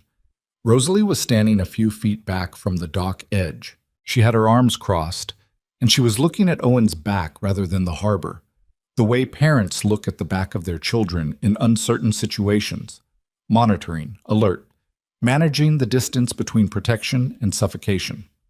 She heard Lucien come through the door and turned. He was, he knew, not a presentable sight. The bandage on his arm had soaked through again, and at some point in the last hour he'd acquired a cut above his right eyebrow that he hadn't noticed until the cold air hit it.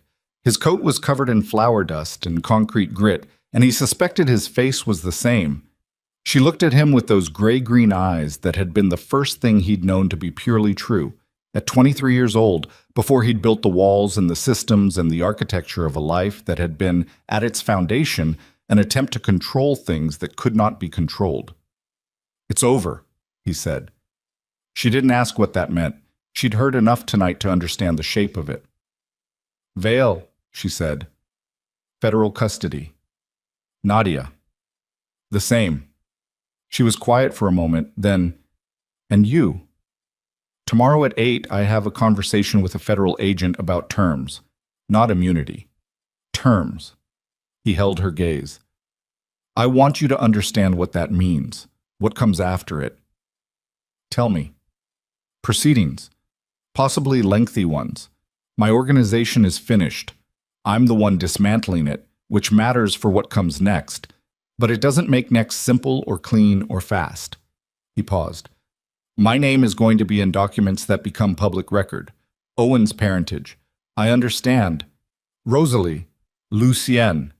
She said his name quietly, and it was the first time all night she'd said it without either the distance of 12 years or the pressure of a crisis behind it. Just his name, the way she'd said it once at 22 in a kitchen somewhere that didn't exist anymore. "I've been managing complicated things for 9 years. I understand what not simple or clean or fast means. I've been living it since the night Reardon came to my apartment." He looked at her for a long moment. The bakery. She glanced down at herself, at the flower still on her cuffs, the apron she was somehow still wearing, the cut on her jaw from the maintenance shaft that had dried to a thin dark line. She almost smiled. It didn't quite complete itself, but it was close. "The bakery," she said, "is a building. The ovens are fixable. The loan is payable." A pause. "The question of whether I take the man standing in front of me back into my life is a different kind of complicated, and I'm not answering it tonight." "No," he agreed. "But I'm not answering it no," she said. He absorbed that. Let it sit in the right place, not pressed, not overinterpreted, just set down carefully like something that could break if you held it wrong. Behind her, Owen had turned on the mooring post. He was looking at Lucien with those gray eyes that had been patient in the bakery and patient in the van and patient in the maintenance shaft. And now they were patient in the snow, at the edge of the dock at 4 in the morning after the longest night of everyone's life. And there was something in them that was not patience exactly, but its deepest form, the quality of a child who has decided that the things he doesn't understand yet are worth waiting to understand. "The man on the phone called us leverage," Owen said. "But you didn't give us up." "No," Lucien said. "Why not?" Not challenging, genuinely asking. Lucien looked at him. At the mooring post and the harbor behind him and the snow coming down soft now, the storm finally exhausting itself. He thought about what he could say, the versions of it that were complete or true or useful to a 9-year-old sitting on a dock at 4 in the morning in his too large coat. "Because some things don't go on the scale," he said. "Everything else, the organization, the assets, what I've spent 15 years building, all of that goes on the scale eventually. You weigh it and you make decisions about what it costs and what it's worth. He paused. You and your mother don't go on the scale. That's not a decision, it's just what's true. Owen held his gaze for a moment. Then he nodded. Once, the same single nod he'd given in the van when Lucien had confirmed the thing he'd been asking about his whole life. It was, Lucien understood, the nod of a child who is not satisfied that things are good, but has determined that they are real, which was its own kind of foundation. He got down from the mooring post. They stood on the dock, the three of them, in the snow and the harbor dark, while inside the mill, federal agents moved through the rubble, and somewhere in the city Marcus Vale was being processed through a system that would take years to finish with him, and Nadia Voss was beginning the calculation of what cooperation might buy, and Carver was sitting in a panel van on a waterfront road, not knowing whether to wait or go, and deciding to wait. Nothing was resolved. Nothing was clean. The morning was going to bring consequences that would take years to navigate, and the years themselves were going to ask things of all three of them that none of them could currently anticipate. But they were standing on a dock in the snow, and nobody was shooting, and Owen was there between them, and the harbor had gone quiet under its coat of ice, and that was, for right now, enough. Lucien reached into his coat pocket, the one without the phone, the one without the knife, and found the card Croft had given him, the business card with Nadia's handwriting on the back, and he looked at it for a moment in the docklight, and then he dropped it into the harbor. It hit the surface, and the ice at the edges held it for a second, and then it went through and was gone. Rosalie watched him do it. What was that? Something I don't need anymore, he said. She looked at him steadily for a moment. Then she turned toward the freight door and said over her shoulder, There's a 24-hour diner on Pullman Street. Owen needs to eat something, and so do you. A pause at the door. Carver knows where it is. I'll tell him we're coming. She went inside. Owen followed her, and at the door he stopped and looked back at Lucien on the dock. Are you coming? He said. Yes, Lucien said. He looked at the harbor one more time. The dark water. The snow coming down on the ice. The lights of the city reflected in it, soft and diffused, nothing sharp about any of it in the snow. He went inside. 4 months later, the bakery on Delancey Street reopened. The fire had taken the interior and part of the structural wall on the east side, the same east wall that always seemed to bear the damage, Rosalie had thought, during the month of construction when she'd had to fight the contractor about the load-bearing replacement and had won by being more specific about the specifications than he'd expected her to be. She'd overseen every stage of the rebuild from a temporary apartment 3 blocks away, making decisions about ovens and countertops and the placement of the new display case with the same precision she brought to bread, knowing that the details mattered, that the whole thing held or failed on the small things. The chalkboard menu went back up first. She'd saved it, carried it out the night of the fire in the first minutes after the call, before the bakery was fully gone, which was either impractical or exactly the right priority depending on how you thought about what things meant. Owen repainted the lettering on the window. He did it over a Saturday morning, perched on a step stool with a small brush and a pot of the same dark green paint that had been there before, copying the original lettering from a photograph on Rosalie's phone with the concentrated seriousness he brought to anything he'd decided was worth doing correctly. When he was done, he climbed down and looked at it. It's not exactly the same, he said. No, Rosalie agreed. It's yours. He looked at it a while longer. Then he went inside to help unpack the new flour sacks. Lucien had been at the bakery most mornings since February. Not every morning. There were mornings when the proceedings demanded his presence at Whitmore Street or at meetings with the federal attorneys who were constructing the case against Vale's organization, using the recordings and Nadia's eventual cooperation and the financial documentation that Croft had provided with the careful thoroughness of a man honoring a debt. Those mornings he came later, or not at all, and the absence was noted without comment because they had all agreed, without discussing it, that the way this worked was without pressure, that whatever was being built between the three of them was going to be built slowly and honestly, and without anyone pretending the past was something other than what it was. But on the mornings he was there, he arrived before 5. He had, in his previous life, not slept much past 4 regardless, And the discipline of early rising, the only discipline from that life that translated intact into this one, meant he was pulling on the bakery apron in the kitchen while Rosalie was still doing the first proof of the sourdough, the quiet industrial rhythm of the early hours that she had built her life inside of. He was not a natural baker. He burned things in the first weeks with a regularity that Rosalie found either endearing or professionally aggravating, depending on the morning, and his instinct was to manage the oven rather than to let it work, which was the wrong instinct for bread and one he was slowly, imperfectly learning to correct. She told him this without softening it, that he needed to trust the process, that the control he'd spent 15 years exercising was the enemy of fermentation, that bread didn't respond to force. He thought about that some mornings, the precision of it. He repaired things instead. In the early weeks, the oven door's faulty seal, the walk-in refrigerator's thermostat, the back steps that had been uneven since before the fire. He did it methodically and without being asked, which was the same discipline applied to a different domain, and Rosalie let him do it because the steps had been uneven for 3 years, and she was tired of compensating for them. The federal proceedings moved at the speed.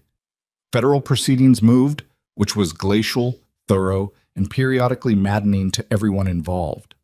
Harmon ran his case with the same compressed patience Lucien had read in his face at their first meeting, and what he built from the materials Lucien had given him was substantial. Marcus Vale's organization was dismantled systematically, asset by asset, over a period of months, and the financial instruments Croft had constructed were unraveled with a specificity that impressed even the attorneys who'd thought they'd seen everything. Nadia cooperated fully.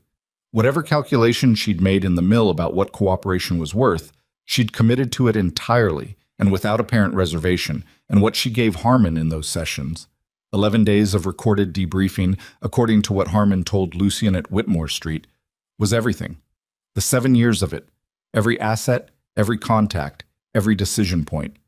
She gave it with the same precision she'd given everything in her professional life. And if there was something personal underneath the precision, something that had to do with the man she'd spent 7 years building and betraying simultaneously, it didn't appear in the public record. Lucien's own terms were, as Harmon had promised, a conversation made complex by weight, not clean. Nothing clean was on offer, and he'd known it going in, but structured, negotiated over 6 weeks with attorneys on both sides, landing eventually in a place that accounted for what he'd given and what he was surrendering and what the public record needed to say. The organization was formally dissolved. Assets were cataloged, and most were forfeited. What remained was modest, enough for a life that didn't look like the one he'd left, which was, he understood, the point. He was not imprisoned. That was the term that mattered most, and the one he thought about least, not because it wasn't significant, but because what it enabled, being present, being in the bakery at 4:50 in the morning learning to not burn bread, was specific enough that the abstract alternative didn't require much contemplation. Owen knew, by spring, most of it. Not from a single conversation. There was no single conversation, because the truth of it was too large for that, and too complicated, and Owen was 9, nearly 10, and the version that was appropriate for 10 was different from the version that would be appropriate for 15, and Rosalie had decided, and Lucien had agreed, that the truth would come in the form of answers to questions asked rather than information delivered. Owen would ask, and they would answer, plainly, without softening, without performing either shame or pride about it. He asked good questions. He asked them at unexpected moments, the way children ask the things they've been thinking about, in the van, or at breakfast, or once, memorably, while they were both fixing the back steps, Owen handing Lucien tools from a box with the solemn efficiency of a surgical assistant. "Did you know you were doing bad things?" he asked, at the steps, handing Lucien a level. Lucien took the level and set it against the top riser and read it before he answered. "Yes," he said. "Did you stop because of us, or because of Harmon?" He thought about it. "Both," he said. "Harmon had what he needed, regardless of me. The choice I made was about what kind of thing I wanted to be on the other side of this." He looked at the level, off by 2 degrees. He adjusted. "You and your mother were the reason that choice was available to me. Harmon was the mechanism." Owen was quiet for a moment, holding the next tool without offering it. "Are you a good person now?" he said. Lucian looked at the step, at the level, at his own hands on it, the scar on his forearm from the night in the bakery, pale now, almost flush with the skin. "I'm trying to be a better one," he said. "That's probably the most accurate answer." Owen considered this.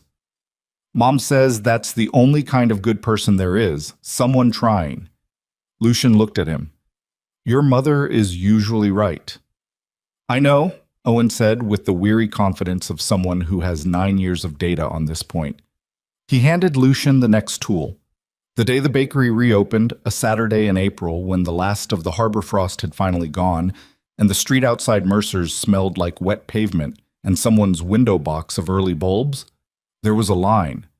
Not a managed line, not the result of any announcement or advertisement, because Rosalie had not made any announcement and had no particular interest in managing anyone's expectations. The line existed because the neighborhood had noted the dark windows for 4 months and had been waiting, in the way neighborhoods wait for the specific thing they've decided they need back. Lucienne stood in the kitchen and listened to the sound of it, the voices from outside, the bell above the door beginning its small tin rhythm as the first customers came through. He was making coffee, badly, in a machine he still hadn't made peace with, and Rosalie was behind the counter doing what she did behind the counter, and Owen was at the small table in the corner with a book, his backpack on the chair beside him. The morning moved in the way bakery mornings moved, the rhythm of it particular and domestic and completely unlike anything in the 15 years before it, the weight of bread and the register and the ordinary human traffic of people who wanted something warm and were willing to stand in a line on a Saturday morning to get it. During a lull, Rosalie came through the kitchen door. She looked at the coffee he'd made and then at him. "You made it too strong again," she said. "I know." He handed her the cup. "It's yours." She took it, stood beside him at the counter, and looked out through the pass-through window at the bakery floor, at Owen in the corner and the tables filling up and the morning light coming through the front windows onto the chalkboard menu that was Owen's and not quite the same as before. "Carver came by yesterday," she said. "I know. He brought bread." "He brought 17 loaves, Lucienne. We had to put 3 of them in the storage room." "He doesn't know how to come empty-handed. It's a professional habit." She drank the coffee, made a face at the strength of it, but kept drinking. "He asked if you had work for him." "I know." "Do you?" He looked at the bakery floor, at the ordinary Saturday morning of it, at Owen turning a page without looking up. "There's a community housing organization on the east side that needs a facilities manager," he said. "Someone who knows how to move things and handle logistics without asking too many questions. I told them I knew someone." She looked at him. "Carver in community housing. He's very organized." She made a sound that was almost the laugh that had never quite completed itself on the dock in the snow. This time it did. Brief and dry and genuine.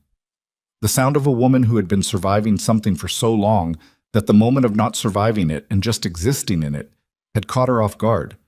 He stood beside her and they looked at the bakery together. "The table by the window," she said. "The 4th one. There's a wobble in the leg." He looked at it. Couldn't see it from here. "I'll fix it." "Before the lunch rush." "Before the lunch rush," he agreed. She handed him back the coffee cup, empty, and went back through to the counter, and he heard her greeting someone, a regular by the sound of the exchange, and then the bell above the door again, and more voices. He set the cup in the sink and dried his hands on the apron and went out to look at the 4th table. It wobbled on a hairline crack in the left rear leg, the kind of thing that developed slowly over time and was almost invisible until the moment it wasn't. He crouched down and looked at it, the crack, the way the weight distributed, what it would take to stabilize it without replacing the whole leg. Owen appeared beside him, crouching in the same position, examining the crack with the same attention. "You need a reinforcing bracket," Owen said, "on the inside of the joint." Lucienne looked at him. "When did you learn that?" "I looked it up," Owen said. He said it the way he said everything, matter-of-factly, as if the gap between not knowing something and knowing it was simply a matter of finding the right information, and there was no particular virtue in the not knowing part. "There are brackets in the storage room," Lucienne said. "Second shelf." Owen was already up and moving toward the storage room. Lucienne stayed crouched beside the table for a moment.